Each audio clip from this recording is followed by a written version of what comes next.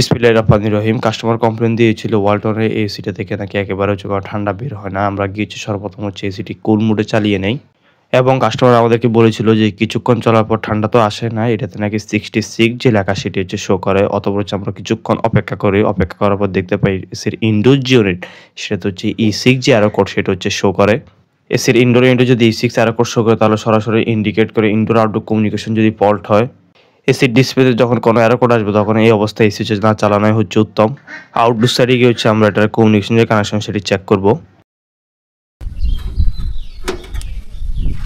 বাইরের সাইডে ভিতরে যেহেতু ইনডোর ইউনিট হচ্ছে E6 এরর কোড, তো E6 এরর কোড যেটা হচ্ছে ইন্ডিকেট করে সরাসরি হচ্ছে ইনডোর আউটডোর কমিউনিকেশন। আমরা কমিউনিকেশন সেটা চেক দিব।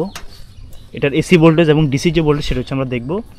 আর পিসিবিতে হচ্ছে আমরা ফাইনালি AST যে মনিটর সেটা আমরা সেট করে দেখব যে এটার আসলে সমস্যাটা মূলত কোথায়। যেহেতু E6 শো করছে, তো এটা হচ্ছে AST মনিটর যে ডিভাইস সেটা ফাইনালি একটা এটার প্রবলেম আমরা হচ্ছে বের করব কোথায় মূলত সমস্যা।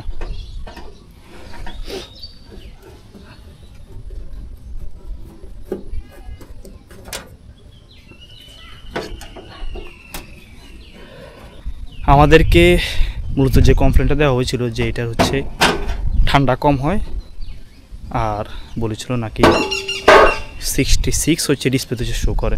তো আমরা সার্ভিসিংয়ের প্রিপারেশন নিয়ে আসি। আমরা তো জানতাম না যে এটাতে হচ্ছে এরর কোড শো করতে। আউটডোর ইউনিট কেসিং খোলা গেলে অথবা হচ্ছে এসটি যে মোটর সেটা হচ্ছে আমরা সেট করে নেব। এসি সার্ভিসিং বা রিপেয়ার সময় খেয়াল রাখতে হবে যে স্ক্রুগুলো খোলা হয় সেগুলো যাতে সঠিকভাবে সংরক্ষণ করা হয়, যাতে পুনরায় আবার সঠিকভাবে স্ক্রুগুলো লাগানো যায়। এটা তো হচ্ছে AST যে মনিটর সেটা আমরা সেট করি এবং এটার এসি ভোল্টেজ এবং ডিসি যে ভোল্টেজ সেটা হচ্ছে আমরা চেক করে নিই, কিন্তু আউটডোর পিসিবি থেকে আমরা কোনো ফিডব্যাক পাইনি। এটার আউটডোর যে পিসিবি সেটা হচ্ছে সমস্যা। এই কারণে হচ্ছে এসি ডিসপ্লে যেটা সেটা হচ্ছে E6 যে এরর কোড সেটা হচ্ছে শো করতো।